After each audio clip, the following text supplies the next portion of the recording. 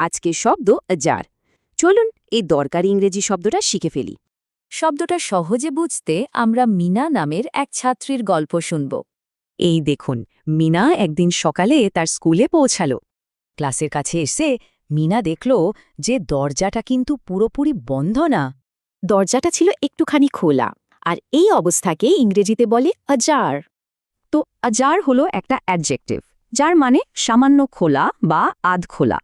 সাধারণত এর মানে হলো ভেতরে যাওয়ার বা কিছু একটা করার সুযোগ আছে।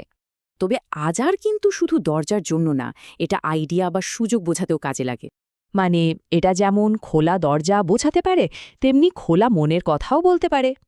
চলুন একটা উদাহরণ দেখি অফিসের পরিবেশ থেকে। এখানে ম্যানেজারের দরজা শুধু ফিজিক্যালি খোলা না, উনি ফিডব্যাকের জন্যও তৈরি। আচ্ছা, রাজনীতিতে এর ব্যবহার কেমন হতে পারে চলুন দেখি। এই বাক্যের মানে হল নতুন আইনটা এখনও ফাইনাল না, আলোচনার সুযোগ আছে। শেষমেশ চলুন আমাদের নিজেদের জীবনে এর একটা উদাহরণ দেখি। মানে উনি ভবিষ্যতে একসাথে কাজ করার ব্যাপারে আগ্রহ দেখালেন, তবে পাকা কথা দেননি। তাহলে আজার নিয়ে যা যা শিখলাম সব একবার ঝালিয়ে নেওয়া যাক।